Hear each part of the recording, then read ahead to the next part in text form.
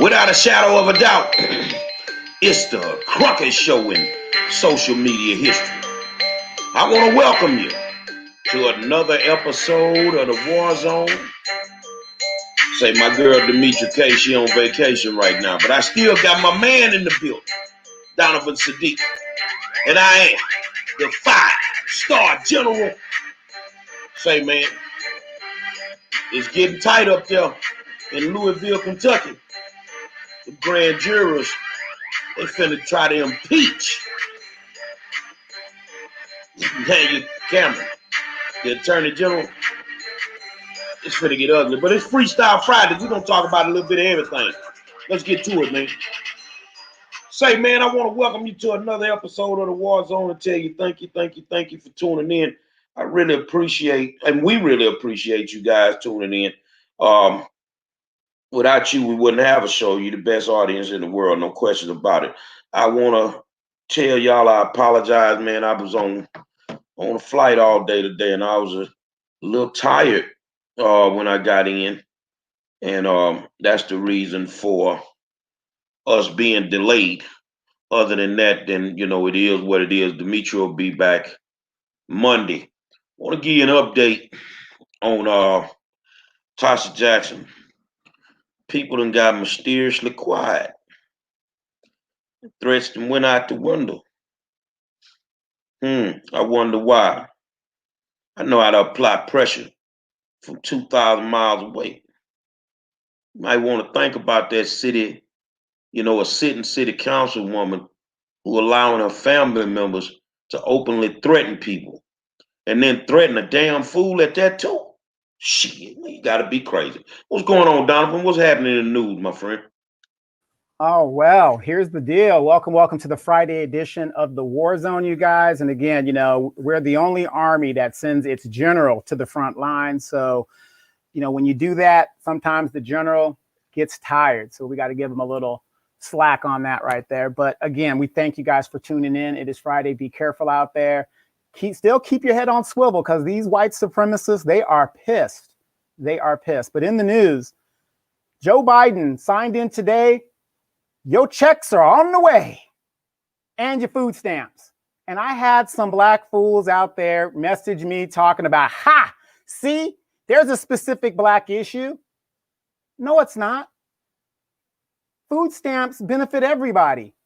Everybody's getting a check. So that isn't a specific black issue.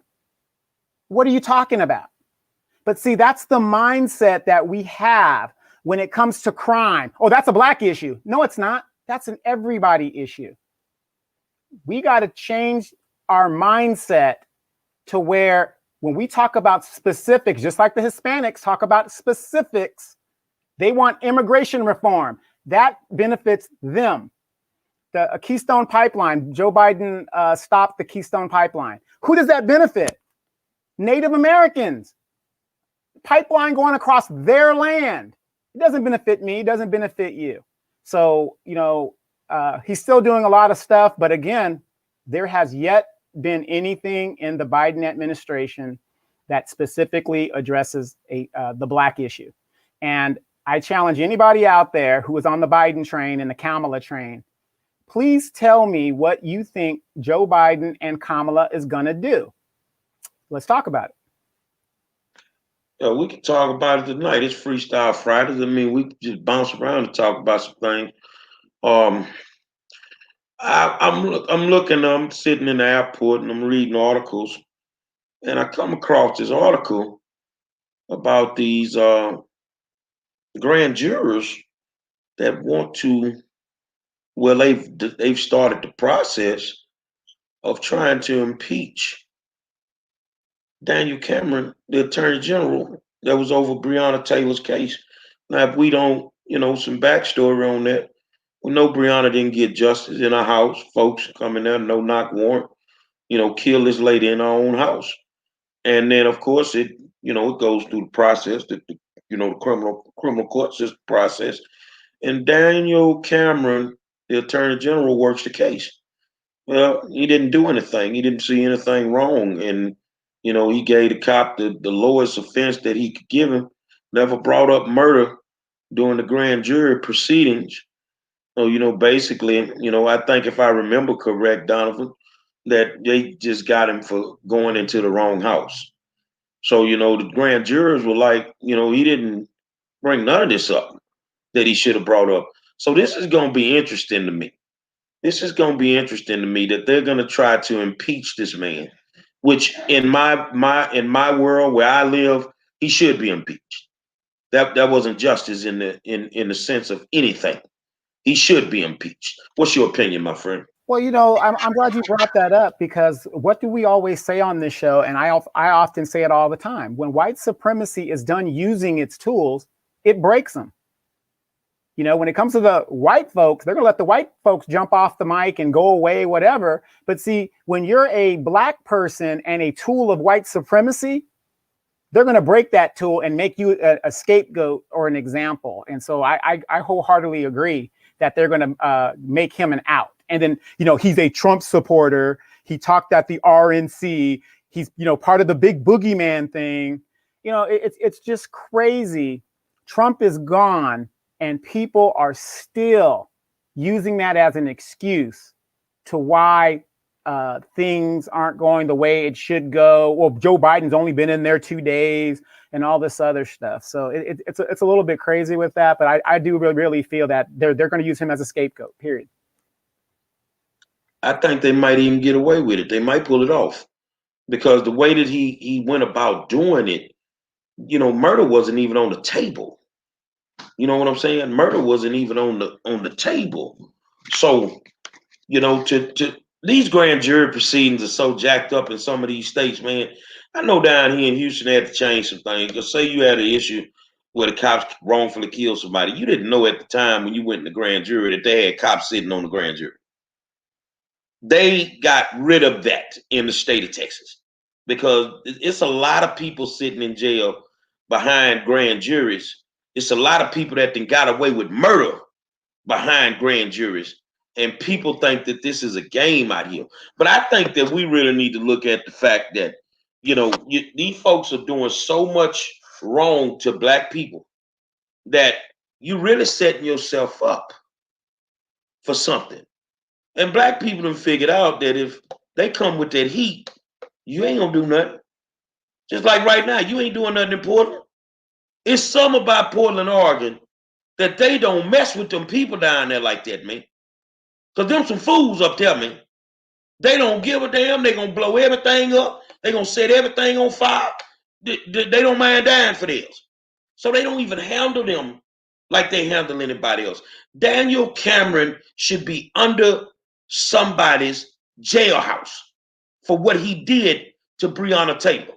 But at the same time, the people, you failed Breonna. You failed Breonna, you failed George, you failed a whole bunch of people, man. Because when you had these motherfuckers, you let them go. You had them. You only get that window of opportunity so many times. You had them. Where we're at right now with police relations, I don't think we're no better off than where we were before George Floyd. Because if you look at the number of people that have been murdered since George, this shit didn't stop. They just ain't covering everything in the news, but it ain't stopped. You feel what I'm saying? And Demetra, she's out of town, but she's watching us. Let me put my friend comment up. It's coming up, y'all. Computer a little slow. Got to get readjusted. It's up. Oh, okay. Read it for me, Donovan. It says, when lying for white supremacy goes wrong. And that's exactly what happens. I mean, I don't know why is it you got some Negroes out here that think that if I do Massa's bidding, Massa going to take care of me. Massa's only going to take care of those that he needs to take care of. And then when he's done, he throws them away. But it's funny that you talked about Portland because today I did a story on what was going on in Portland because a lot of people are pointing out, y'all only cover certain things. Y'all ain't even talking about the Portland thing. If you go to my page, or if you go to YouTube, you put up the Portland thing, there are people saying, they asked the protesters, why are you protesting? Joe Biden is in there. These are white folks they're asking because, Portland's mostly white. There's some black folks there, but, it's mostly a white town. It's kind of like being in Boston. There's some blacks, but it's mostly white. they asked them, well, hey, Trump is gone. Why are you guys still protesting? So all these white folks that they asked, they said, well, the system is still the same. It doesn't matter if it's a Republican or if it's Trump or if it's Biden. If people would look at Biden's record, the crime bill, they called out Kamala. They're saying the problem is the system. The system hasn't changed. And, I looked at that and I said, that's exactly it. They get it. Why should they stop doing what they're doing if the system remains intact? Well, I tell you something, man, that they are right. The system has not changed. The system has not changed. There's nothing that they've done or put in to where we can even feel like the system has changed. And that's a big thing for me because, I'm tough on a lot of people. I'm tough on a lot of entities. You tough on a lot of people. Demetri the same way. And people can't expect for our ideologies to change when the stuff that we talking about has never changed. Disrespecting black people, all these hundreds of years, and you can't understand why some Negroes are just fed up and they tired. You see what I'm saying? You can't understand why some Negroes are fed up and they tired because ain't shit changed. You want me to change? You want me to be a little bit nice on this show? Then change what the hell you doing out in the world. It ain't nothing changed. Ain't shit different. And we might disagree on some things. And Demetri say Portland was hijacked by white people. Man, them people been crazy down there forever. White, whatever, man. They've been crazy down there forever. I'm gonna be honest, I think a lot of them people from Portland was up at the Capitol on the 6th. Oh, yeah. Remember, the skinhead headquarters, one of the white supremacist groups, is in Oregon. I mean, that's where a lot of them hang out, in Oregon. So, yeah, they were at the protest. Man, they raised hell in Portland to a degree we ain't saw nowhere else. And that's what it needs to be some days. I mean, I had a great talk today, and I'm going to say it because it's what it is. And I initiated the conversation with one of our brand new faithful viewers, Miss Fayville Bowie. Just wanted to let her know who the real Gary Monroe was. You see what I'm saying? We had a great conversation. How do we do some of this stuff? How do we deal with it? I gave her my opinion. We traded off and ended that conversation in love. And, a lot of people don't get, they think I'm angry. He's angry all the time. No, I'm very, very passionate. I love people. I don't, realistically with me, I don't count my white friends. If you want to figure out if you racist, then figure out how many friends of a different race that you have. When you start counting them, you're a racist. I don't count mine. I mean, I just love people. So when I feel like people are being messed over in any capacity, then I'm gonna raise some goddamn hell. So kudos to my friends up in Portland that's raising hell. And they raising hell on the highest degree. And sometimes that's what it's gotta be. You can't expect for everybody to be nonviolent when the issue that got them up, pissed off was a violent situation to begin with. Why we gotta be nonviolent all the time when you around there busting our ass? Oh, no. Talk to me, Donovan. Yeah, I mean, remember when Occupy Wall Street was going on before Obama got into office? And that's when they went down and met with Hillary and said, we're going to go with this black man because the country is going out of control. And then as soon as Obama won the nomination, what happened to the Occupy Wall Street situations across America? They all stopped because we had never seen a black president before and we got distracted. Portland is saying, basically, the system isn't changing and we're not stopping. But just like Demetri said there, Kamala and Biden is going to shut it down. Watch. But I want to run to this comment. I hope I'm saying this right. Quinchina Nude, please forgive me. She says, I found it interesting that Dr. Boyce Watkins mentioned that he believes the Democrats doesn't truly want to give reparations. You think? He feels this is why they are so adamant in allowing immigration privileges to dilute the black vote, voice, and power. That was something to think about for me. Exactly. See, and that's what I'm saying.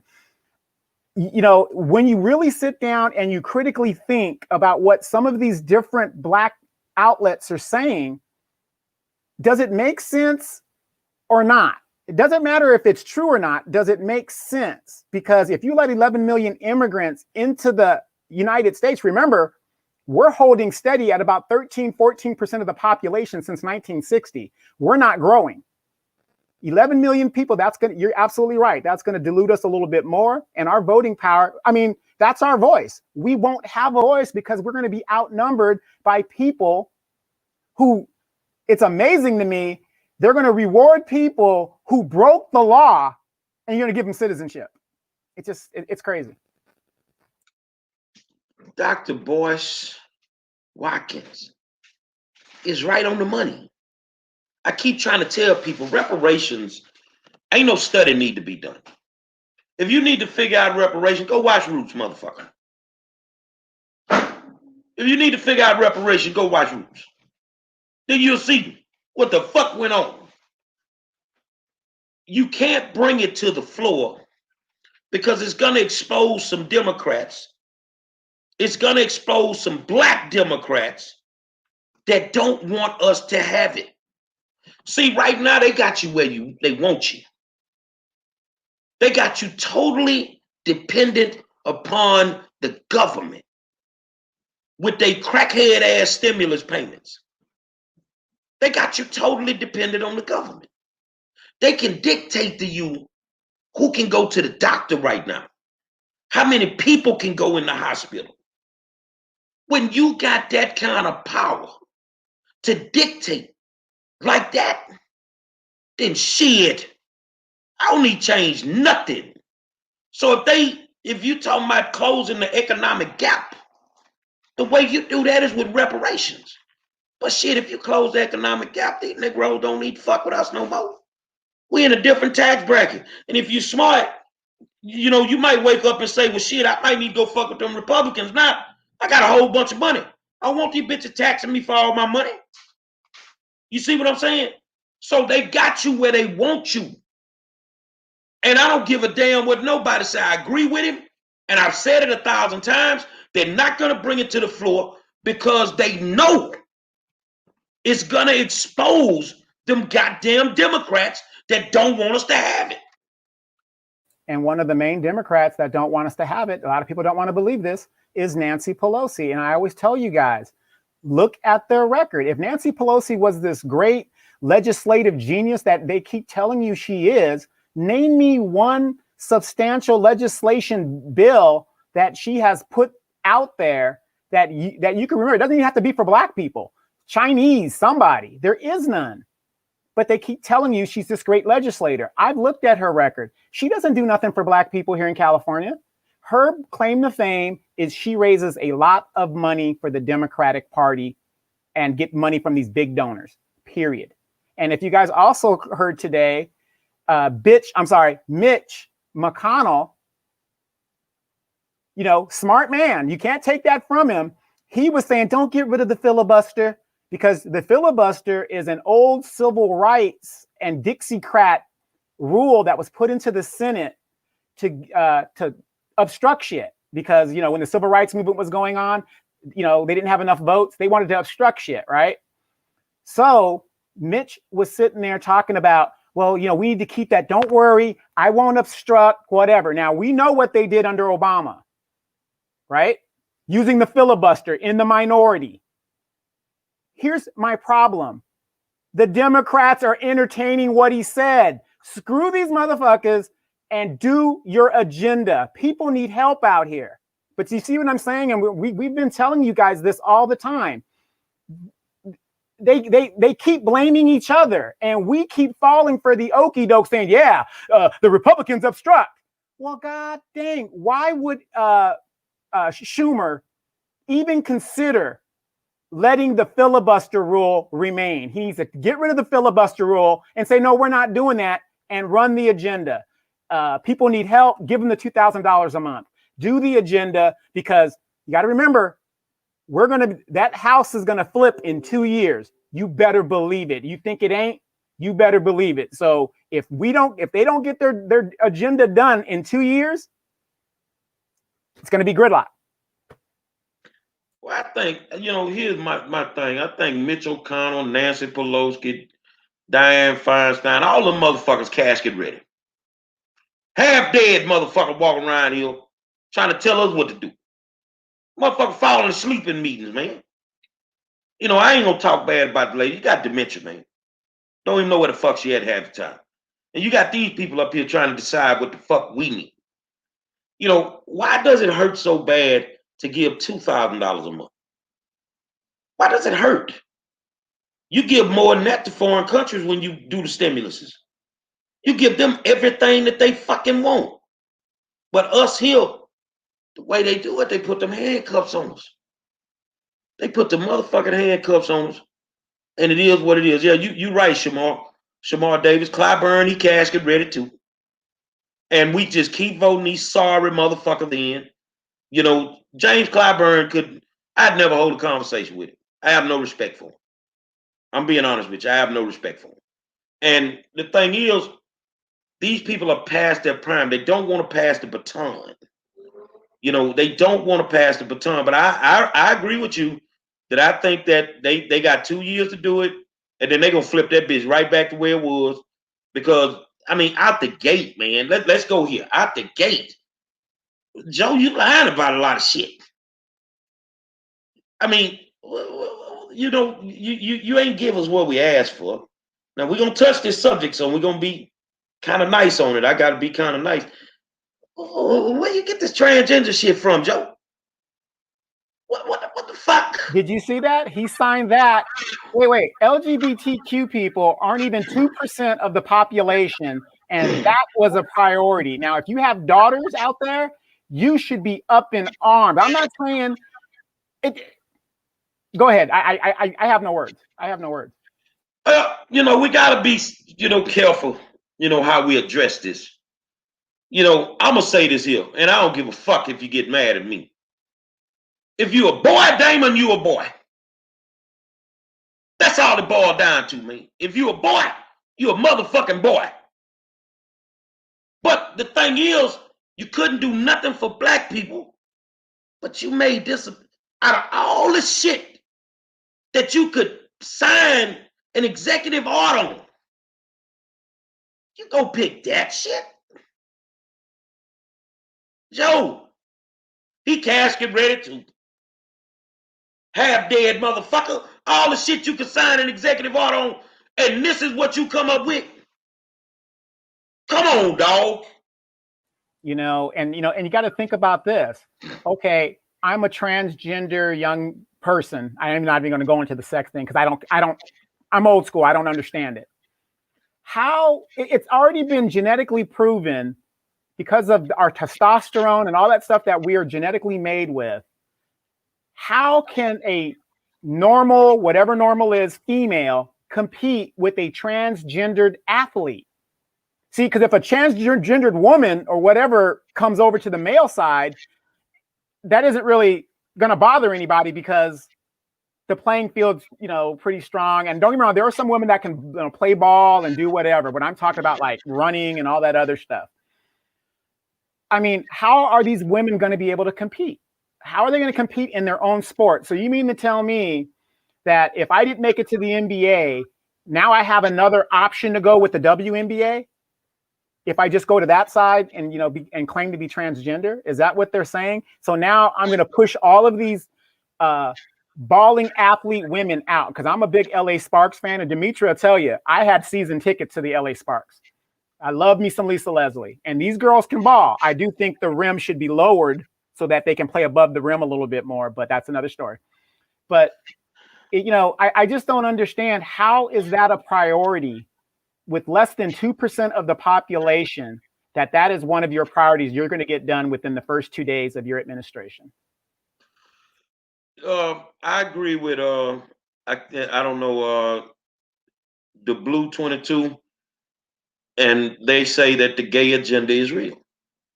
You know, they pump a lot of money into these people's campaigns, and they make them of a priority. I'm like you. I don't get into all of that. The sexual part of it or whatever.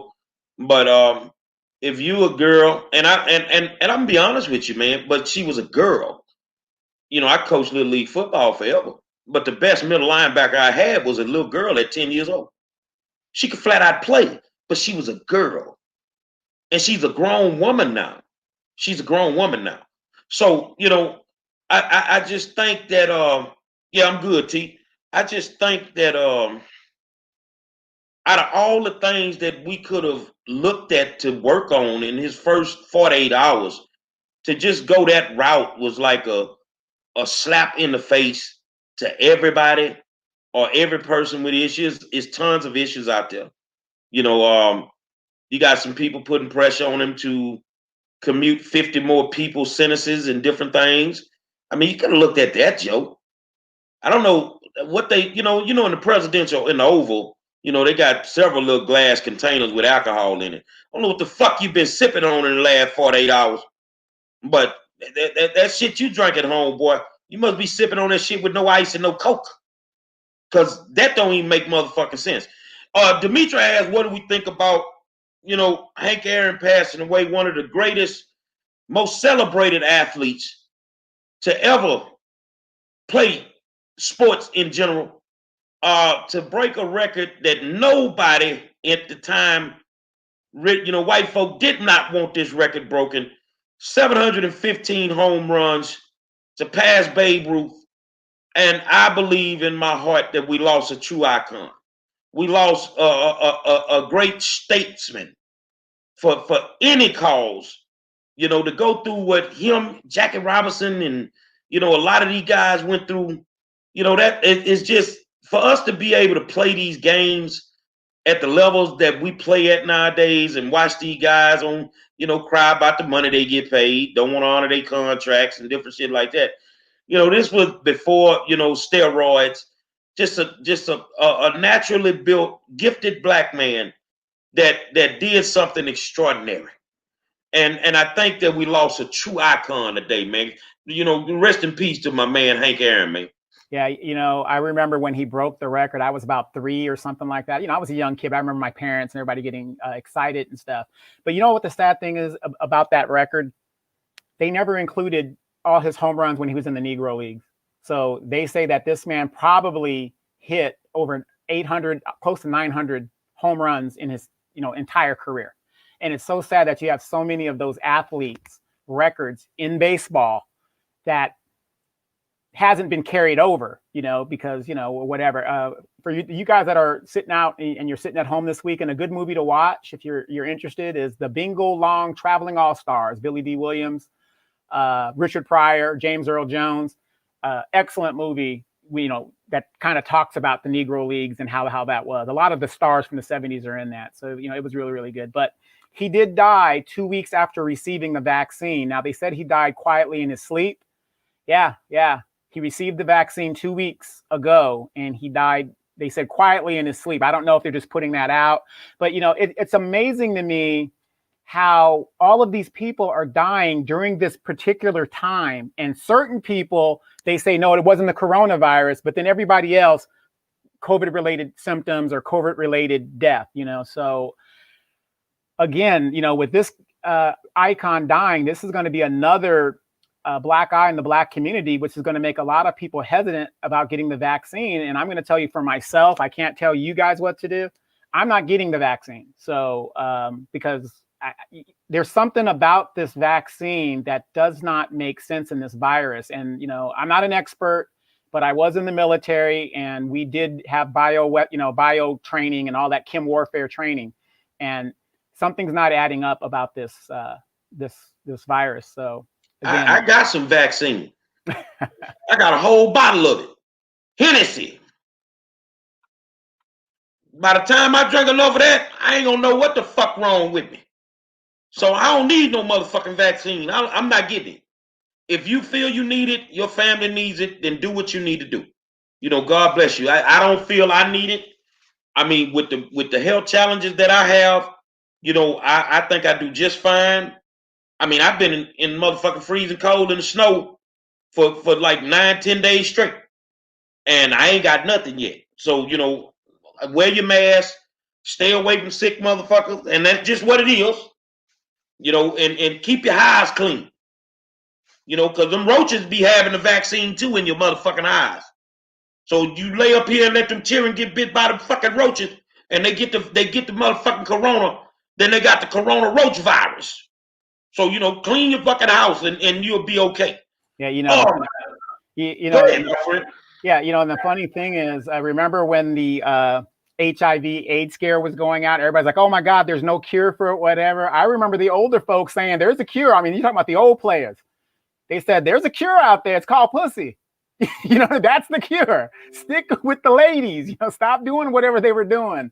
So, there's all kinds of stuff going on out there. But, rest in peace with that. But speaking of, like I was telling you earlier before we came on air, our city council member just passed. They said it's not COVID related. So this young lady was only 42 years old. She was a city council member. She came on my show when she ran.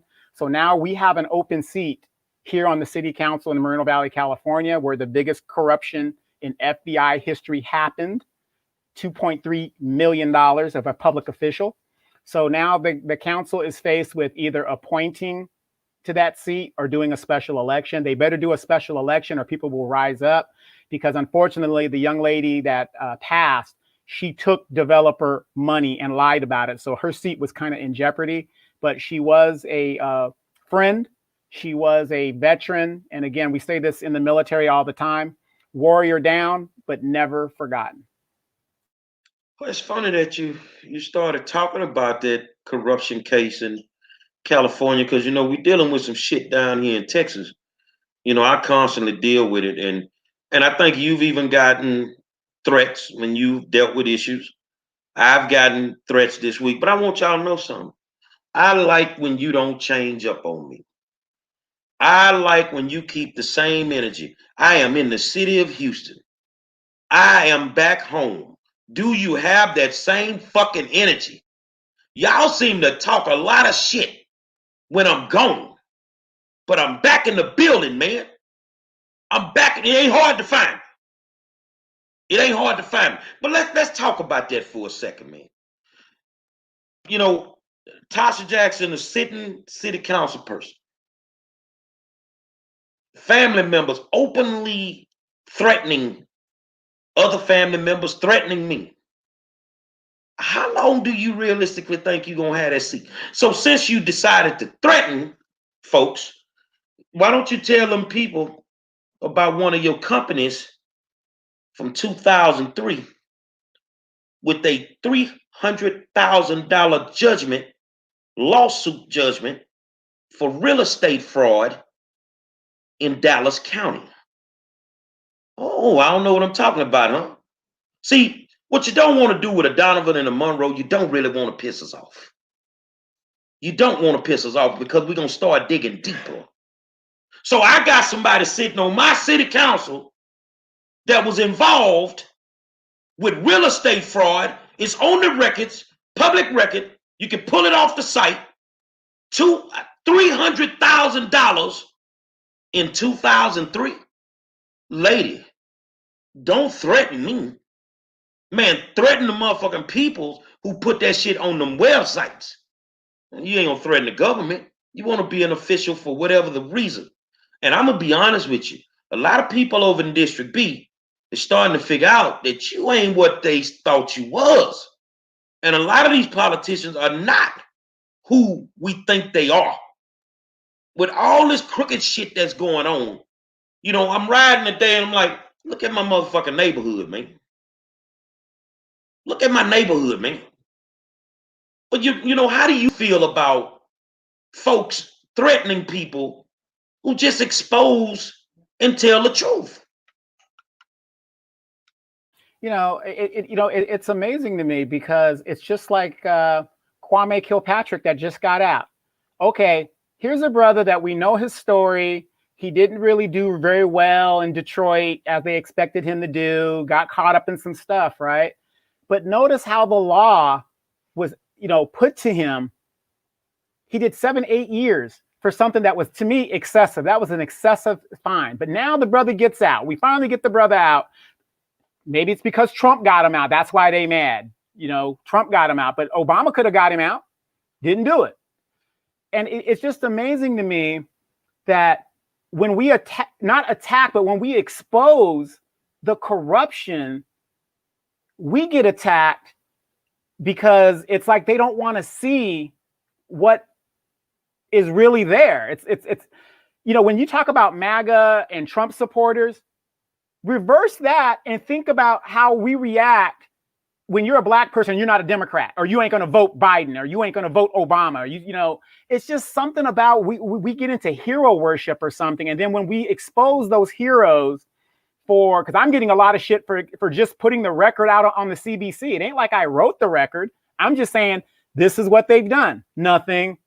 And people are just jumping to my thing. And that's a good question, because I'm like, why do they attack the messenger? It just doesn't make sense.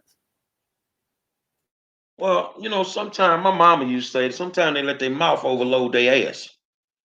And, you run around here, you threatening people, but yet you're doing everything under the sun, and it is what it is. I think Kwame did what he did. First of all, they knew Kwame was a freak before they put him in there. They knew he was a motherfucking freak before he put him in there. But did they give that much time to Blankenship up in Illinois that sold a Senate seat when Barack Obama left? They didn't get a white guy that much time, man. I got an assignment I'm working on, in the new classes, working on my bachelor, and they asked about the war on drugs, the war on crime, and what war do you think needs to happen? I say the war on justice reform. That's the paper that I'm writing at the moment. There should be a war on justice reform. Because we get so much fucking time for the littlest shit. And then you try to justify it. You know what I'm saying? It doesn't make sense. But yet the people that we got up there supposedly to affect change, that say they gonna do it, they don't do shit about it. They let this shit ride. They let it go, and they let it keep going. So, especially you African-American politicians all over the country that have been voted in the last 2-3 months, all them campaign promises that you made, why is it so hard for us to hold these people accountable? On the real, man, I get to say what a lot of people, for some reason, they feel they can't say. Man, fuck Joe Biden. I don't give a fuck about Joe Biden. He don't give a fuck about me. He don't give a damn about me. It is what it is. But the thing is Joe done made a lot of promises, and now Joe is backtracking on a lot of shit. You're doing us a favor by sending more. I don't get food stamps, motherfucker. You see what I'm saying? Man ain't doing us no favors, man. And people get so angry with us on this panel because, you guys be sticking it to them with the white supremacy. But I mean, it is what it is. You don't want us to tell the truth. But, as far as people threatening folks, say, man, I ain't worried about that. I'm in town, homie. You got that same energy? You got that same motherfucking energy, man? Because you don't scare me. I'm going to tell the truth every day of the week when it comes to y'all. You don't like it, you just don't fucking like it. How many of you guys remember James Clyburn driving Miss Pelosi, Clyburn, talking about, there ain't enough blacks in the administration. There ain't enough blacks. Get my fish fry. There ain't no blacks in the administration. Nancy Pelosi pulled that Negro into her office and said, Negro, if you don't go out there and shut the fuck up and do what we tell you, then he goes back out there. Oh, I'm sorry. I misspoke. He's doing all right and all of the other stuff. We have to start realizing, as a people, these people do not represent us. Once they get there, they spend half of their time serving their benefactors, the people that give them the money. All we give them is votes. How is Clyburn's daughter a political, she has some kind of office to where she's a political consultant. You look at Maxine Waters, her daughter and her family is in the politics, and they funnel money into all of these family members. But we're quick, and we're not Trump supporters here, but we are quick to talk about Trump and his family. The point is, we all know how politics works. We all know it's corrupted. But yet, when it comes to our own, how dare we call out Aunt Maxine? How dare we expose James Clyburn? But I look at James Clyburn's district and I say, what a shithole. What a shithole. This guy makes. We need to look at all these black politicians, man. You know, we need to look at what they doing, what they ain't fucking doing, and we need to hold these people accountable. Now, people like, well, holding them accountable, you know, how we gonna do that? I ain't finna argue with you for 4 years. I'm gonna get your ass at that voting booth. That's how I hold your bitch ass accountable. You get the fuck on and go sell some insurance or something. You know, but you know, you gotta stop voting for these sorry ass people. Demetra, and y'all can come up with subjects. It's Freestyle Friday. Demetra say, what about Killer Mike getting mad about Joe Biden using the phrase "joy comes in the morning"? Fuck Killer Mike too. The fuck? Do something about that black on black crime in Atlanta, Killer Mike. Do something about that all that AIDS shit going around in Chocolate City. Won't you do something about that? You worried about Joe saying that shit? Man, you supported this clown. How the fuck you gonna support him? And then when he get in there and he say something, then it is what it is. And Killer Mike said the phrase is used by black church folk. I wouldn't know because I don't go to black churches. The only hymn I know they sing it. Oh nigga, what you gonna say when freedom come your way? Man, I don't go to motherfucking Negro churches. Exactly. You know, to me, and you know, and maybe, you know, it's too radical for you guys, but the way I look at it, we're not, you know, we're at the bottom of everything. We're going to be a permanent underclass, as Demetra says all the time, as Dr. Umar Johnson says, or not Umar Johnson, but what's his name says. That's what's going to happen. We're already at the bottom of the permanent class. So what do we got to lose? If the Democrats realize, think about it right now, it's going to be 8 years before these immigrants become legalized citizens. In 8 years, they have a path to it in 8 years. So right now, even though our voting power has been diminished, why don't we just show these bastards, you know what? You still need us to win elections, because like I said, in 2 years, that house is going to flip without black votes. So maybe if we show the Democratic Party, because from what I'm seeing, they're not doing anything for us, but they're doing specific for other groups. Maybe if we just say, you know, we're not going to vote for you guys at all. We're going to go vote. I'm not telling you to vote Republican, but maybe just write your name in. Just don't vote the Democratic Party, and maybe they will start paying attention to us, because to me, that's all they care about is power. Power. And here we are. Oh, well, and I hear Negro say this all this week. Well, you know, they just got in there. We're going to give them time. I'm going to give them 4 years. Okay, you give him 4 years and he doesn't give a shit, right? We just wasted 4 years of our life is done. We got to start from square one. We can't keep thinking like that. We are running out of time. But again, we got 2 years to see. Well, we don't feel we're running out of time. We feel we got time. And you know, I will say that I've started to see more people wake up in the last year and a half than I've ever seen in my life. Still, a lot of them have not woken up. When it all boils down to it, these people are able to push their own agendas, because you know, you look at some of these people that sit in these Senate and Congress seats, and these other folks is running. They tell you, no, you need to vote for them. Why? How does that benefit me, or does it benefit you? It's a lot of people I don't listen to when it comes to voting. I don't listen to the pastor. Why you so concerned? Ain't you supposed to be concerned with saving souls? Why you worried about who the fuck I'm gonna vote for? I don't listen to unions because unions have to survive. The more membership they got, the more money they make. I don't listen to them. You feel what I'm saying? I don't listen to upper level politicians because it only benefits them.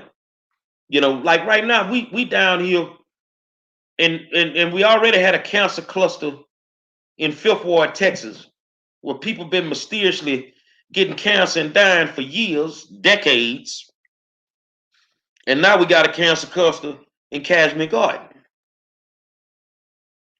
But y'all still voted for the same motherfucking people that ain't even addressing it. And guess what they come up with? When we talking about looking at this yesterday when I was reading, um, the mayor said that Union Pacific needs to buy these people out and give them some, enough money where they can live somewhere else. Oh, you trying to free up some nigga property now?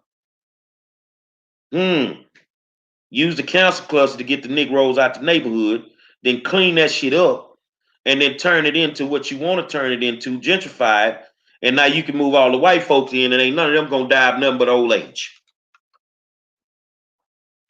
Oh man. I mean, we're just hitting it. But you know what though?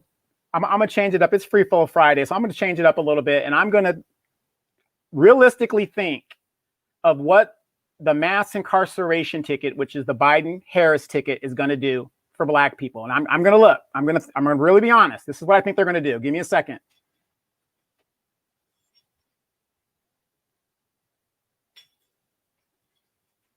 I can't think of a goddamn thing because they've written out their agenda, and I can't think of anything. There's nothing specifically said for Black people. $10,000 in student loan forgiveness, that's an everybody train. Food stamps, that's an everybody train. Opportunity zones, whatever he's doing, everything's everybody. I really cannot honestly, not, and I was being funny, but honestly, I cannot think of anything specific that I would get excited about with this administration. And it's not because I didn't vote for them or whatever. I realistically do not and cannot tell you what they are going to do specifically for Black people. And that's a damn shame. When you think about, the mass incarceration ticket, I think about children. And I think about how they're using the pandemic to, force children and their parents into truancy court.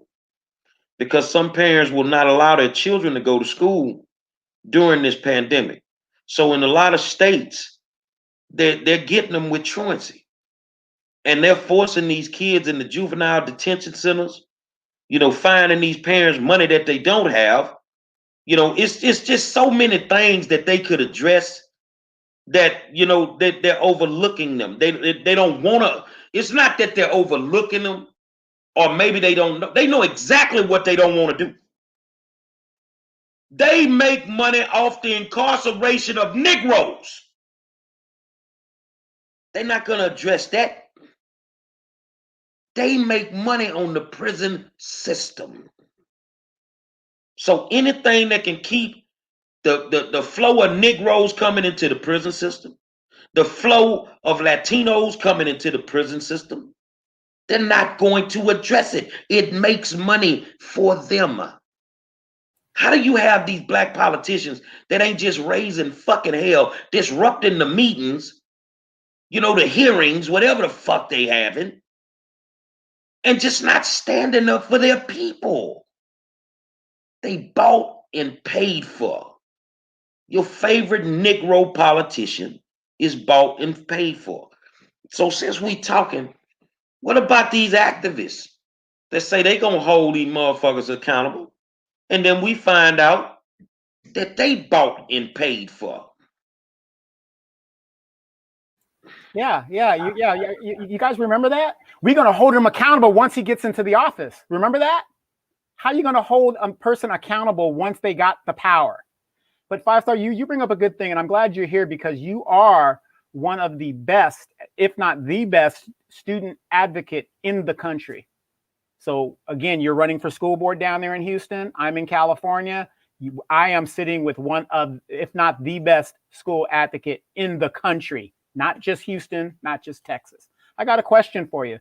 Yeah. Joe Biden said that he wants to open up the schools within the next 100 days. What is your take on his push to do that? And why would he do that? Because that's what Trump wanted to do, but everybody was going down Trump's damn neck.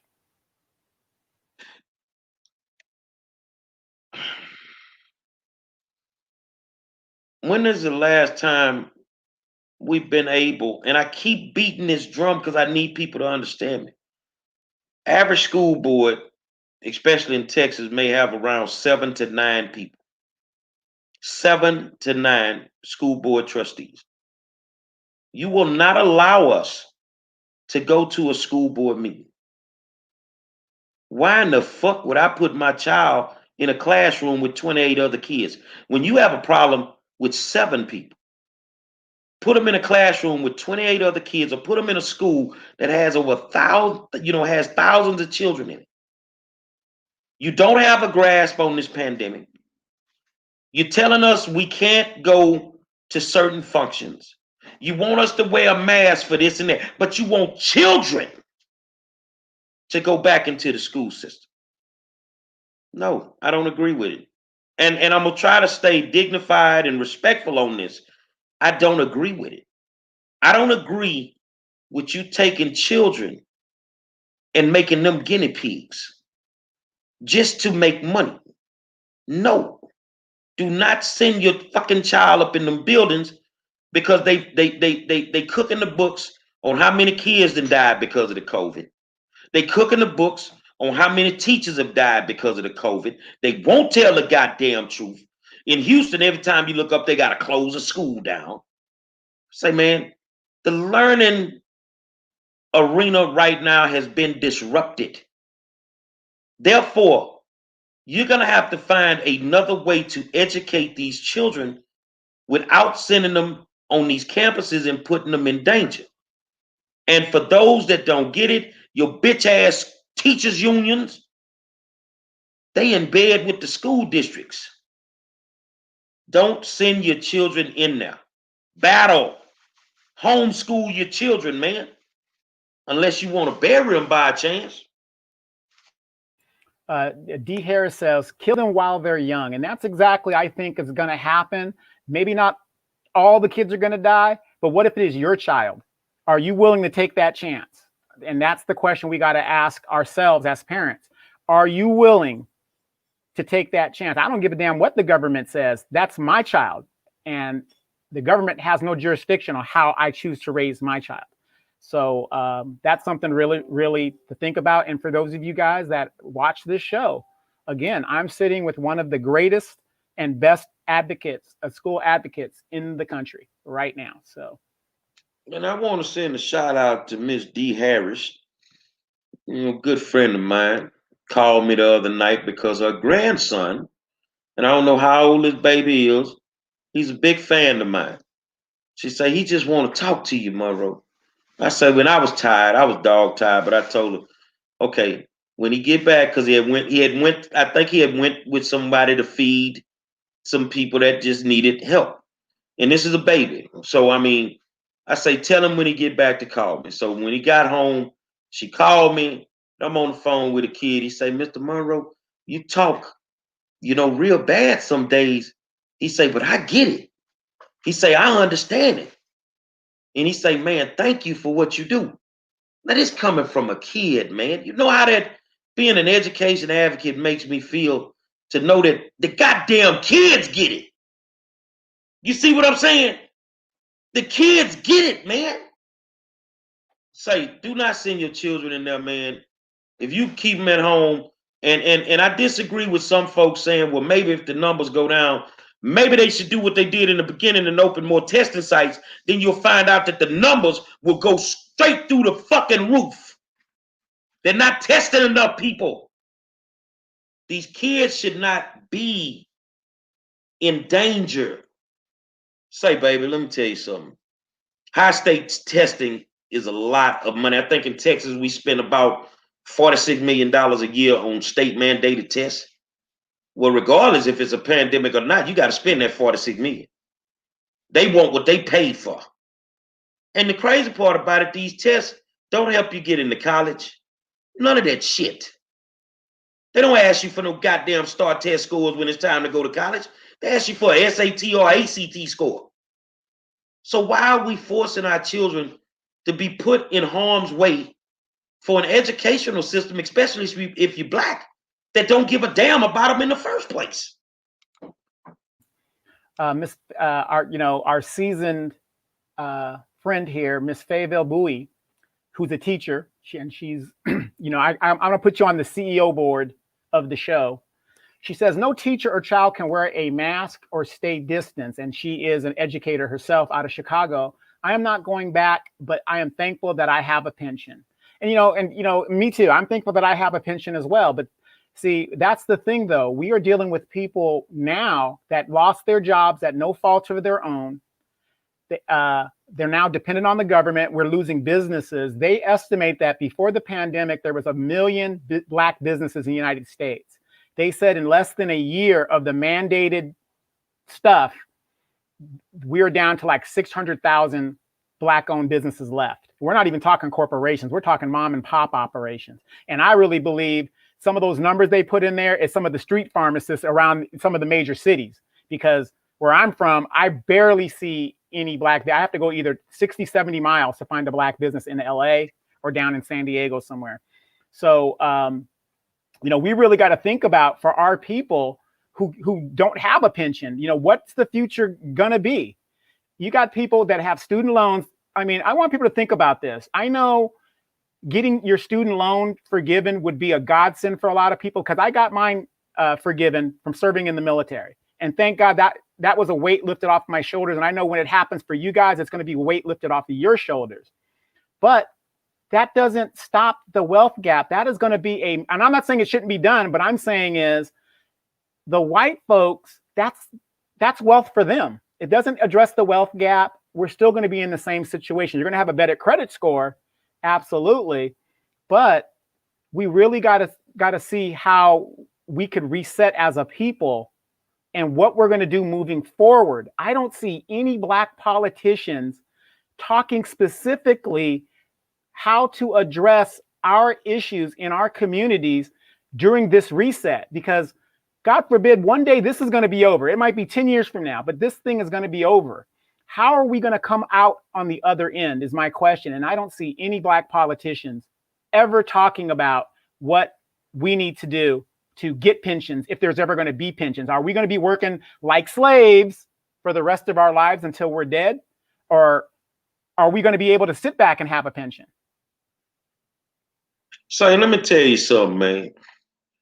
I'm going to give y'all a little game. All of y'all out there on disability, they got some paperwork where they going to forgive all your motherfucking loans if you consider disabled and on disability. How I know? I feel mine out. I don't give a damn how many student loans I get. I'm going to go to school for free. Say, man, let me see. Say, man, go to school for free. Use their ass the way they use you. Use their ass the way they use you, man. And let's see if we can get. I think that's the only way we're gonna be able to get ahead. And I'm like you. I don't see the black politician lobbying and fighting to fix anything for us. Unless I'm wrong, unless I missed it. I don't know. I don't know what it's gonna take to wake some people up. Joanna Antoine told me to repeat that. If you are getting disability, this ain't got nothing to do with Joe or Trump or nobody. If you are getting disability, SSI, and you have student loans, they will forgive your student loans. Every single one of them. Every single one of them. Yeah. Also, if you are a veteran and you served in the military, and unfortunately, a lot of us, once we do our military service, we jet. We don't even do the TSA briefing that we're supposed to do because we want to hurry up and get the hell up out of there. If you served in the military, they will forgive your loans. Go to your veteran rep. They will give you a form. You fill it out. They send it in for you. In about 2 or 3 weeks, you'll get a letter back like I did. Loans are forgiven. Well, I tell you, it look like I got some kinfolk on here. Barbara Brooks. Say, Gary Monroe, we went to high school together. I will have your little cousin to listen to you also. You were cousin. We are cousins by marriage. Vernus Joyner. You goddamn right. It's Vernus Joyner. You know, that's Dwayne. You know, that's my cousin Tiny son. And your husband, God bless him. I'm glad he figured out some things because old Dwayne had to have me come around there and talk to my little cousin someday. But I mean, that's what it was. That's how family get on. You know, I think the focus for me, especially with black people, is repairing the black family. I think that's what we need to focus on. Repairing our black families, getting the black man back into the household so that he can become whole again. Because these people really have you at a point where they think they got you thinking you don't need a black man in the house. That's bullshit. That's bullshit. That's why your sons getting lost to the streets. They need that male presence in the house. We need to focus on repairing our black families, man. You see what I'm saying? And if we can do that much, we can move the needle on a lot of things. We can move the needle on a lot of things, man. But you know, I don't see no black politicians really getting down the way they need to get down. That's why one of my favorite politicians in the world, man, in the United States of America, is my man Eric Mays, city council member from where's Eric, from Detroit or Flint? Yeah, I mean, he gonna cuss your ass out in the city council meeting. But that come with the game. Some people just tired of playing the game. You know, Monroe, you just cussing everybody out. Now don't get it twisted. When I gotta sit down and handle business, I can handle business without using one cuss word. You've never seen me do an interview with a news station where they had to bleep anything. I know how to handle myself. But on my open forum, I get to be human. And I get to say what I really want to say. And bottom line, some of you black politicians ain't worth the fucking air you breathe. And that's the thing with the new black media and the social media. Just like right now, you see everybody, and I love reading you guys' comments. I mean, golly, we have one of the most intelligent group of friends on the planet, and you guys are networking now because there's a lot of people that didn't know you could do this, and you didn't know you could do that. You know, some of us are in different states and cities, so kind of do your homework on it a little bit. But that's what I'm saying, because the politicians ain't looking out for us. We have to look out for ourselves. And these next 4 years, God forbid, I'm telling you, I want this administration to succeed. But we as a people have to stop letting people push us behind the line in service. We've waited too long. It's now our time. Now, here we are in a pandemic, and you're telling us, get to the back of the bus. I mean, we really got to assert ourselves and say, no, we're not taking it anymore. We got to save ourselves. And this is our wake-up call. This is our reset button. If you've got credit out there that's been ruined, everybody's credit is ruined right now. Everybody's on a reset. Don't worry about it. Like I said, we're talking about student loans, getting that forgiven, all these things that you can do. This is a reset. So for those of us that are too old, now we could teach our children, okay, here's how you do it. Here's what you need to do. We're good. So, let's keep that up. Let's keep the conversations going. And Red Rosea Rankin, she says, we need to educate young black men, their values in life. Young as 16, killing each other. Fix it, Jesus. Thank God I raised my 2 sons to be men. Amen to that. I was fortunate enough to go to the Million Man March in the 1990, 95, I think it was, or 94 or something like that. And I'm going to tell you, even though I was a young man at the time, I think I just had my oldest son. And, but I was a military person. But the minister really spoke to me. And my father's a Vietnam guy, whatever. So he died in 75. So I didn't really have my mom, but I had a very strong mother. But again, a woman can't raise a man. And when the minister spoke to me, it was like a light bulb went off in my head, because that was the key to me. regardless if I'm there physically or not, the minister told me to be there for my children. Me and the woman don't work out, okay, but be there for my children. And I can say, knock on wood, praise God, I have 2 successful sons that are not a menace to society. So the minister has the plan. We're a little bit over, but that's cool. Let's rock, man. I agree with her to a certain degree on that comment, but I also agree something my coach told us back in the day. You can't teach something you don't know. You can't expect to teach these youngsters something that you don't know. You can't expect them to be viable citizens when they're watching you as a male parent sit in the house all motherfucking day and play the PlayStation. You're not going to raise him to be a strong black man if he doesn't see you go to work every fucking day or do something, run your own company every fucking day. You can't expect for these young girls not to be pussy poppers when all they see you doing is pussy popping. They see you dressing any kind of motherfucking way. How you think your child gonna come? I'm looking at motherfuckers on the plane today in pajamas, in motherfucking, bonnets. Oh, you ready to fuck right now, and you ready to join the Mile High Club, huh?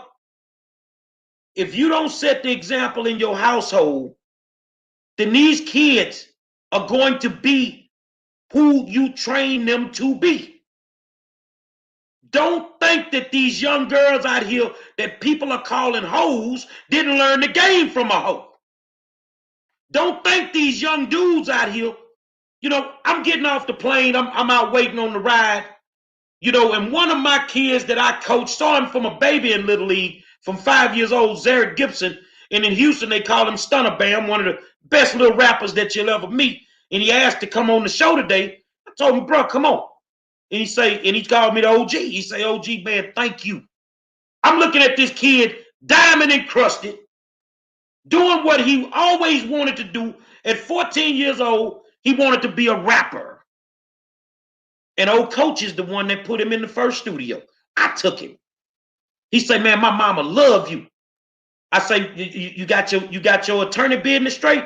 He said, man, we dealing with the same attorney you told us to go to, which was Les Cross. And I told him that 5 years ago. So guess what? Now what this gonna make you laugh. He signed to the same label that Megan Thee Stallion was signed to, 1501. But he went to the lawyer that I told him to go to. Why would he do that? Because I set the example. So in your house, if you don't set the example, they are going to be the monsters in the streets. If you know your child got a pistol in the house, then what the fuck you supposed to do? If you know your child smoking weed, then what the fuck you supposed to do? But you can't tell him he can't smoke weed if he watching you roll the sweets up. Come on, man. We want to put it all on these kids when it's these sorry-ass parents that ain't doing their fucking jobs. Yeah, I'm calling y'all sorry. Because guess what? It's a whole bunch of y'all sitting up here making comments. Them your motherfucking kids out there with that shit. Them your nephews and nieces out there with that shit. Are you setting the goddamn example? If you're not setting the example, they become exactly who you make them. When a child is born, they don't know what the fuck they are. So if you're sitting around and they see you, they see you in a same-sex marriage, what the fuck you think they gonna end up doing? You set the example.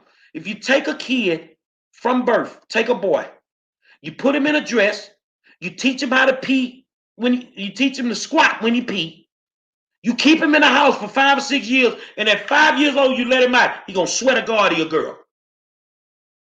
So if you allow these children to do the things that they're doing, and you allow them to do it, you empower them to do it, when you don't set the example, you can't complain about the fucking results. It's so funny that you say that. Whenever I pick up my nephew, I spend time with him because his dad's in the military and his dad's in a different place and his mom is stationed here. So I'll go pick him up, and because like I said, he has a stepdad and everything. We all get along great. It takes a village to raise a child.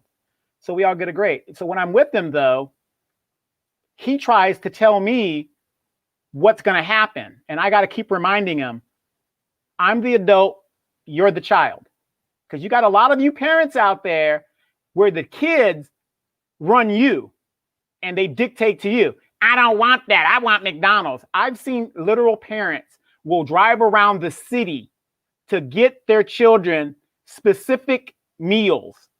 Now, when we were coming up 5-star, you had two choices. You ate what's in front of you, or you just don't eat at all. Stop trying to be your kids' friends and be their parents. I see one of my favorite cousins on here. I see her all the time when I go to Louisiana. Mary Jones, we call her Sally. And Barbara Brooks, that is your husband's father.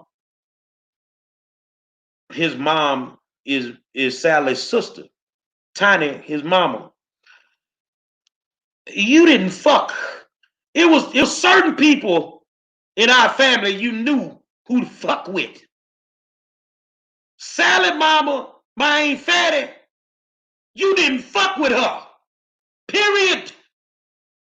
She would slap the fuck out of you. When she told you something, she ain't telling it to you twice. She wasn't telling it to you twice. I had an uncle, 6'7", Uncle JB. You don't buck 6'7", man. When they told you to do something, you did it. My mama, 5'3" tall, 99 pounds, and struck the fear of God in me. You didn't play with them. But that whole batch of, we call them the old folk, them 13 brothers and sisters, you didn't fuck around with them. And that's the reason that we're here now. I can see the gray strings because of the lessons that they taught. These people didn't smoke weed in front of us. These people didn't pussy pop in front of us. You see what I'm saying? They automatically did not do it. We have lowered the standards for being African American parents. And now where we are, we want to blame it on the children. Yes, they are out there killing each other at 14 and 15 years old. Well, guess what the problem is? You can't start raising them when they're 14 and 15 years old. You raise them when they come out your pussy. That's when you start raising them. You don't get no motherfucking raising curve around here. You don't get to wait 15 years to raise your fucking kids. And now they out in the streets or they whooping your ass. I love my babies to death. Raise your motherfucking hands up at me. Like my Aunt Fatty used to say, God bless her, Sally, you raise it up, you gonna draw back a motherfucking nub. Mary Smothers Easton says, right, and stay out of grown folks' conversation. Now, that's a big thing that you just hit on there, Mary, because so many times you talk to these teenagers or just young kids, they know about all the grown folks' business more so than some of the damn grown folks. Now, here's my thing. In the military, I would run across these young men that sound like women, they act like women. I don't want to do, they just want to have the last word. And, in the military, we're kind of crass. And when you tell a young man to shut the fuck up, he's supposed to know, shut the fuck up. Not only because I'm a man, an older man telling you to do so, I also outrank you. So do what I tell you to do. But they want to jibber, something that they get out their mama. So you'll talk to them, these young kids, and it's like, well, my dad ain't shit. Well, how do you know your dad ain't shit? Who told you that? Why are you telling these kids that their dad ain't shit? Because when you tell them that, what does that say about you, the mom, who chose to have children with that man? We got to stop doing that. Let's break that chain and keep adult business to adults and let the kid find out later on that their dad ain't shit or whatever. And they're going to find out, because when your dad is 50 years old like me and he's still trying to get a job at Walmart because he's been spending the last 16 years in jail, probably over some bullshit. I'm not going to say what's right and what's wrong, but he was in jail for the last 16 years and he's been ruined. You know, the kid's going to find out on his own. A lot of dad has become what you just said. Your dad ain't shit because he don't want to fuck with your ragged ass no more. Let's just tell the truth. And that go both ways. Oh, your mama ain't shit because she don't want to put up with your fuck ass no more. But they was the shit when they were fucking with you. But now that they don't want to fuck with you, they ain't shit no more. Come on, man. Angela Thompson, people need to put God in their house. A family that pray together, stay together. Well, I agree with you. But I'm also say this here. You spat a rod. Fuck all that. If they violate, bust that ass. It worked for us. Why the fuck it worked for us, but it don't work for them? Why the fuck you changed the blueprint? If you'd have kept running the 40 normal cover 2, your ass would have made it to the Super Bowl a long time ago. You decided to take them slow ass receivers and running backs and run a spread offense with it. No, you don't switch the blueprint. You switch the fuck a CPS. I don't give a fuck about no CPS when I'm raising my children. Fuck CPS. Yeah, if you gonna come get me because I done jammed one of their asses up, put me in the cop car now. I used to tell my boys all the time, you can call CPS. That's fine with me because by the time they get here, you'll be dead. That is fine with me. Now, you see what my cousin say, Sally? She say, I pray and kick ass. That's the way they raised us, bro. We old school. Man, that girl mama was a motherfucker, man. And love her to death. Love her to death. My favorite auntie. Crazy as all I know, but she ain't put up with that bullshit. See, you parents talk too motherfucking much. Watch this, Donovan. Them old school parents ain't have to say shit. They just looked at your ass. Y'all don't even know how to look at their ass. Because when you look at them, they get to rolling their motherfucking eyes at you. If you rolled your eyes at our people that raised us, your whole left side of your face would have been swole up. You don't do no shit like that and get mad and go out the door and slam the door. You have to go in and out that motherfucker about 400 times. You gonna learn how to not slam it. Oh, you want to smoke cigarettes? I remember my Uncle Buck caught Timothy Wayne smoking cigarettes. You say, oh, you want to smoke? Went bought him 2 packs of them. 2 packs of them. And cut the end of it, the back end of them off. Where they sit down in the box, cut the back end of them off. Yeah, no filter. No filter. Throw the top of them off. Lit the motherfucking side where you can light it. Both packs, put him in a closet, not smoke it all. They ain't play no games, bro. See, that's the thing. We want to play games with these kids. And like you say, I'm not my friend. I'm not my child friend. I'm your father. I will fuck you up. And one of the best advice is I try to tell this to all my young mothers out there, Black mothers, because like I said, I'm not concerned about everybody else. I'm not on the everybody else train. I'm on my train. I get on my nephew all the time. He can tell me every goddamn thing about PlayStation and gaming and all that other stuff. And he gets good grades. I'm not going to put that away from him. But I stay on his ass about reading. Folks, we say it on this show. You want to hide something from a Black person? Put it in a book. Please, your grandbabies, whatever, make them read. Get them a book. Have them read the book to you. You read the book with them. It's fundamental. It is fundamental because you're going to find it, and I'm not a school person, whatever, but I do happen to know in the military's basic principle is at a 6th grade level. Everything there is geared toward a 6th grade level, especially in the enlisted ranks. We had young people, Black, especially I saw my Black troops, that could not comprehend. Yeah, they could read, but they could not comprehend. So please have your children read. Red Rosa said, I think when the authorities took the rights away from parents beating their kids' ass, they have no control anymore. Let me tell you something. And then you got to ask yourself, why did they do that? Why did they stop the schools from disciplining? Why did they try to take the discipline out the homes? You know, well, they took the discipline out the schools because the white parents didn't want black people beating their children ass. Let's just be real about it. That's what it was. And then it trickled down into the houses. Well, you don't raise a black kid like you raise a white one. I'm sorry, but you just don't. You just don't. But you raise your child the way that you choose to raise your child. And all this, oh, that's abuse. Fuck you. Fuck you. If you care so much about this motherfucker that's over here disrespecting me, then you come get him and feed him and take care of him. But I'm not going to feed and take care of nobody that's disrespecting me. I will bust your motherfucking head open and don't think twice.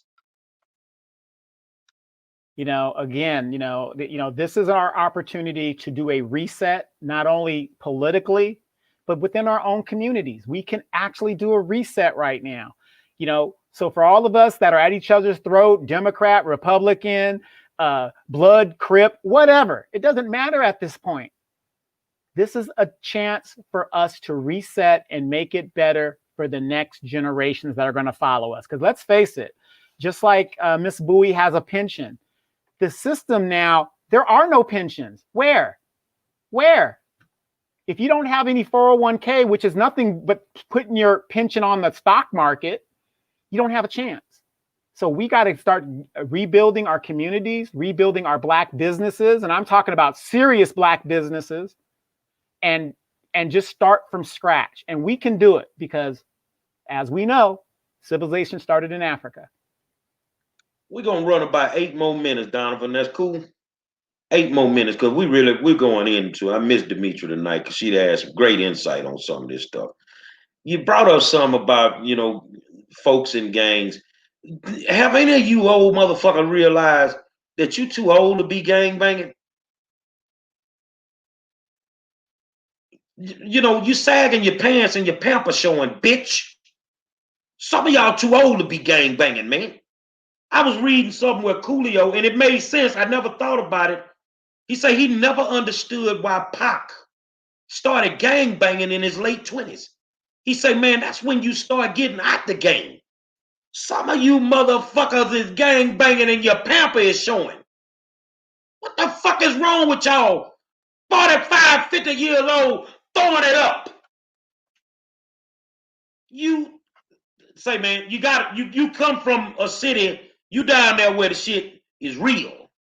And the fly shit I ever seen was nigga that was, he had to be about 40, 45. We in LA, man. The dude is straight up gang banging in a wheelchair and robbed a motherfucker in front of us. Some of y'all gang banging, you need a pension plan in the gang shit, man. Because y'all got to know when you're too old to be out here throwing it up.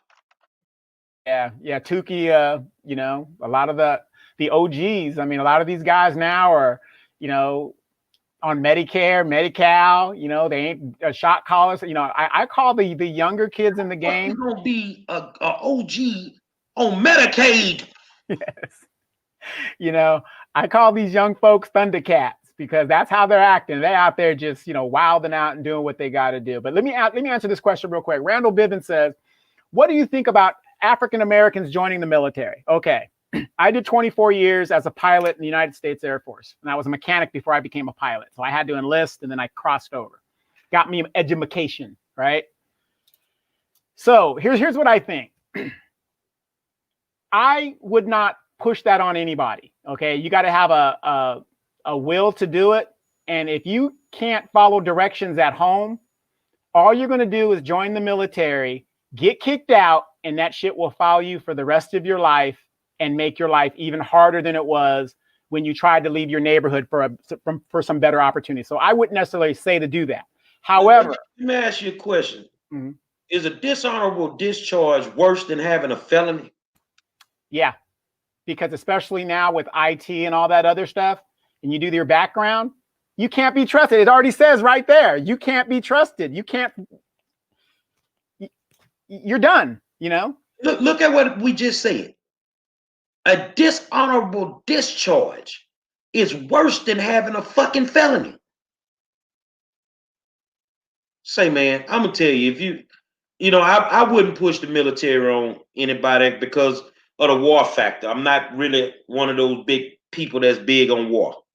I'm not big on it and watching kids go die and come back to a country that don't give a fuck about them. But if you served, I appreciate it. I really do.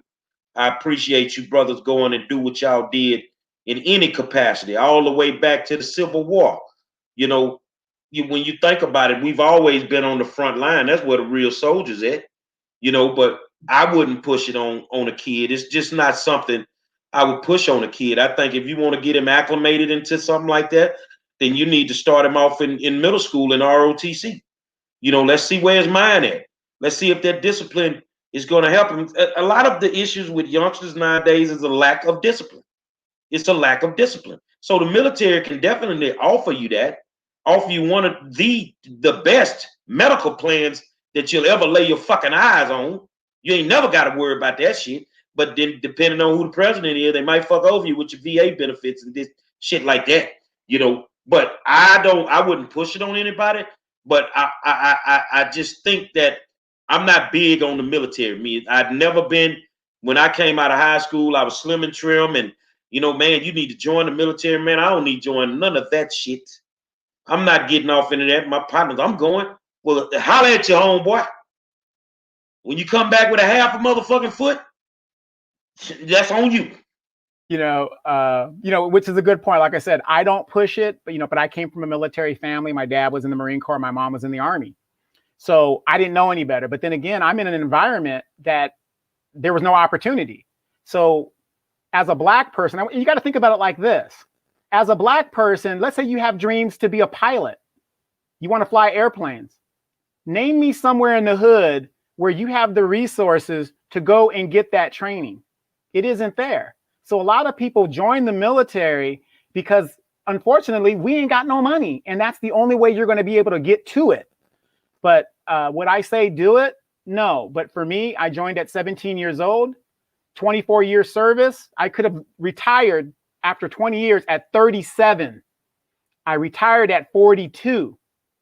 Haven't worked since. And like I said, it worked out for me. But again, if somebody came to me, I wouldn't push that on them. The first thing I would tell them, what do you want to do? Why aren't you looking at school? Why aren't you going to college?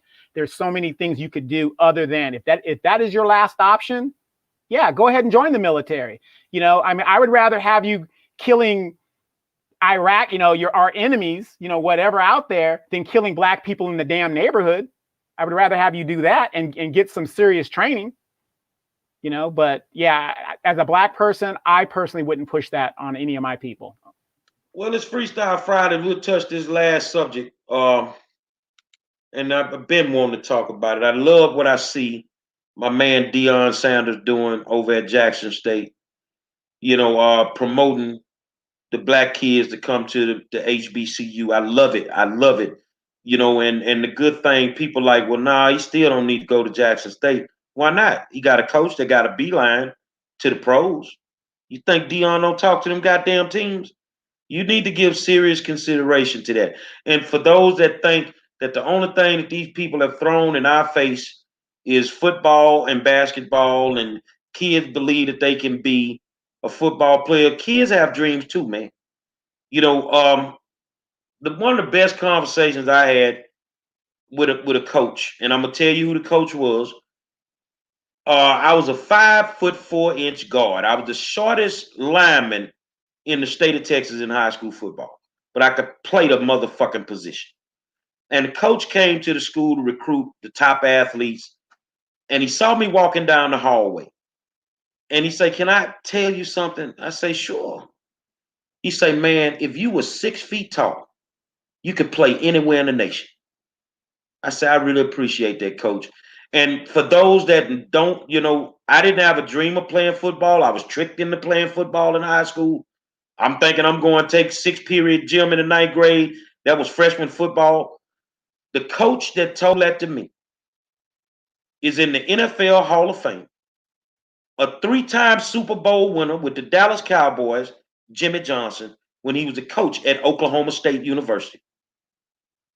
These kids have dreams, and if they want to be a pro football player, let them do what they need to do. If that keeps them grounded, keeps them out the streets, then support them in everything that they want to do. If they want to play baseball, if they want to, one of my good friends, Ali Muhammad, and if you go to his page on Facebook, you'll see his son. He has dreads. That's the next Tiger Woods. But Ali Muhammad played football with us at Yates. He wanted to introduce his child to something different. He introduced him to golf. And the thing is there are a lot of things that our kids can do great. And sports is one of those things. When you thought that little black girls couldn't be gymnasts, shit, they shocked you, huh? When you thought that black people couldn't play golf, they shocked you, huh? You see what I'm saying? You give us anything on a sports level and you really allow us to do it, we will excel. The only thing is, when it's time to go off to college, you should look at a Jackson State. You should look at an HBCU. You are going to get a quality education. These people will care about you more. You're not there to run on the machine. And whatever's going to happen for you is going to happen for you at that HBCU. Ask Michael Strahan, proud graduate of Texas Southern University, in the NFL Hall of Fame. Multi-millionaire. Whatever God has for you, he has for you, and nobody can take it away from you. I love what Coach Prime is doing over at Jackson State. It has galvanized the community. I just wish that somebody would tell him who the hell stole his boombox out of his goddamn SUV so they could get it back. But I love what Dion is doing. I love what he represents. He has a genuine heart when it comes to kids, and he's just trying to help them get to the next level, and he has that ability. What you think? And then we'll close this thing out.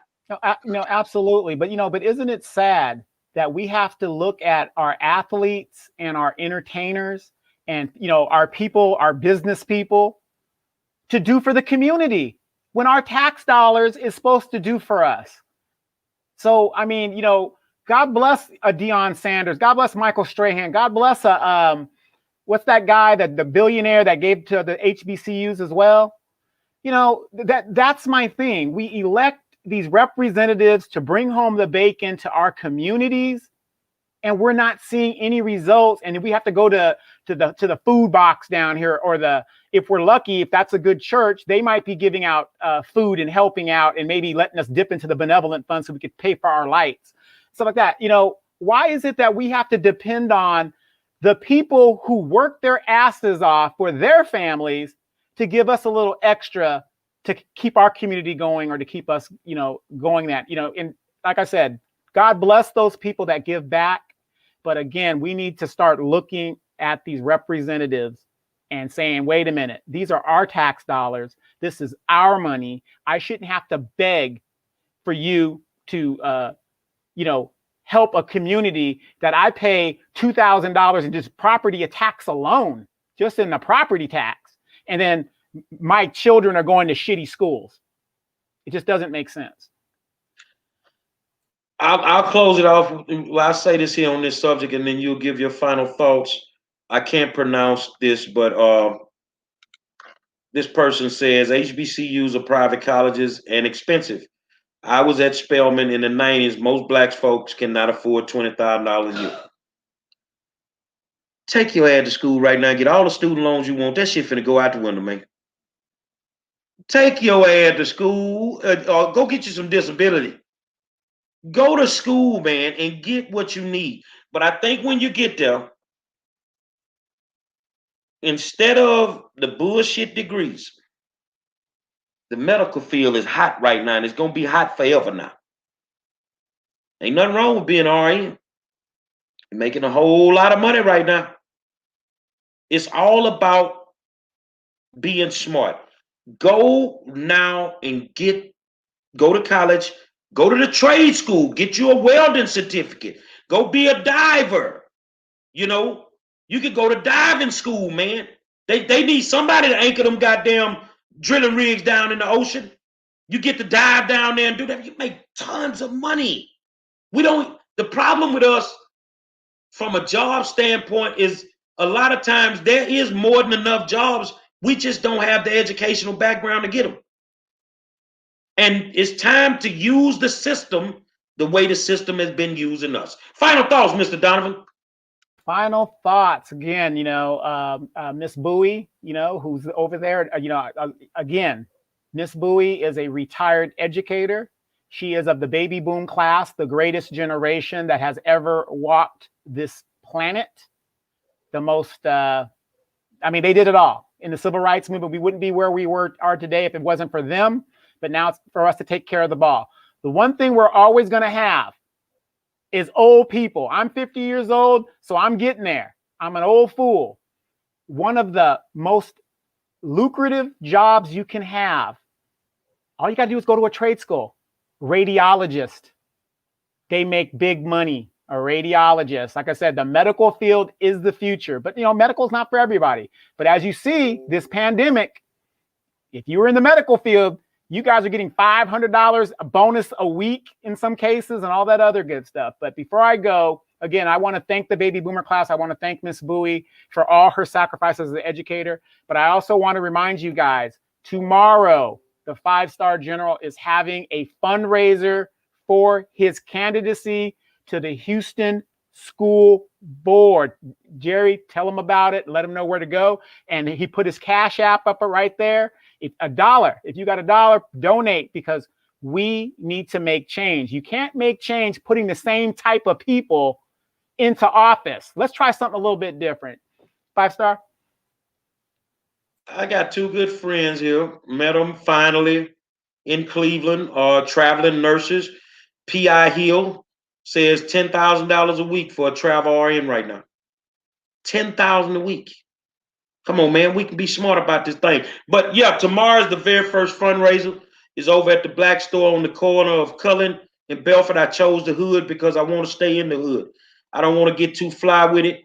I'm in there. It's gonna be an intimate discussion, and we start at 3.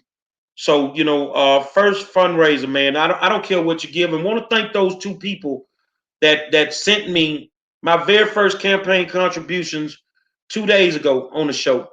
I don't need a lot. We just need enough to make some noise. You see what I'm saying? If we can do that much, then so be it. We can make some things happen. Want to thank my campaign treasurer.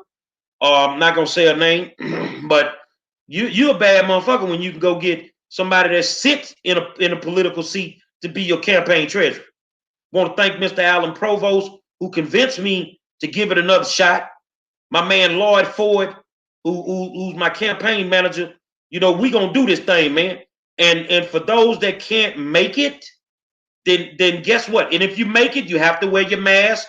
We're gonna have the seats, limited seating. Please be there, and we're gonna talk education, man. And then you're gonna see why I'm the baddest motherfucker when it comes to it in the state of Texas and probably the nation when it comes to education. If you got $1, that's $1 more than what I had. And we're going to use everything on the campaign. My goal, and I'm going to lose a lot of weight doing this, is to walk my whole district and have a conversation, not just with every single registered voter, but with every single person in every single house and apartment in District 9, because it's time to put somebody on the school board that has a passion for children, that clearly understands how this thing works, and gonna get in there and do what needs to be done. We made the mistake 4 years ago when we didn't put me there. This time, let's do what we do, man. And I make you a promise. I make you a promise right now. I'm gonna leave it on the goddamn flow from the day I start. Joe Biden, I'm gonna show you something. I'm coming through the door. Non-stop. No bullshit. I want an office in my district to where we got issues. You can come to the office not 7 days. I don't need you there 7 days a week. I got things I need to do. But 5 days a week, you'll have access to me to come. This the part I like the most, Donovan, that before the actual school board meeting, all the agenda items will have a community meeting. We'll discuss all the agenda items, and you're going to tell me how to vote on them items. I'm your employee. That's the way it's supposed to be. So tomorrow is the very first fundraiser, man. I don't care if you got $1, you got $5, you got 500, whatever it is, it'll be spent on the campaign, and we just gonna give it a hell of a shot. You feel what I'm saying? I miss my girl tonight. She'll be back. When D coming back? Tuesday? Yeah, I think Tuesday. Okay. Well, it is what it is, and can't wait to have her back so we can get back into it, and that way we'll be back on track. But we ain't miss a beat tonight. We ain't miss a beat. Shout out to my traveling nurses. They all over the country, Missy Tyler and P.I. Hill, man. Thank y'all for what y'all do, going all over the country, man, and helping good people, and really appreciate it. These are the type of people that set the example. Fayette Bowie, I mean, Joanne Stevenson. I mean, all of y'all out there, man. You set good examples. And I know some night we go hard to paint. We tough. But now you can understand why people don't really want to come sit down and talk to us, because you can't bullshit 3 bullshitters. It don't work. Say, man, another spirited discussion by the best in the business. Say, man, I want to tell you something. It's real black media. Won't cut no corners. I want to thank my good friend Demetra K. She needed a vacation. Handle your business, D. Of course, my brother, my man Donovan Sadiq, and I am the 5-star general. It cranks up tomorrow, dog. I'm going to give you the business for the next 11 months. You going to have to kick my ass in November. Because if I lose, then my babies lose. They ain't losing for another 4 years. Until then, I see you tomorrow. And get what? I ain't putting no suit on. I got my Jordans ready, partner. It's going down. We'll holler at you Monday, man.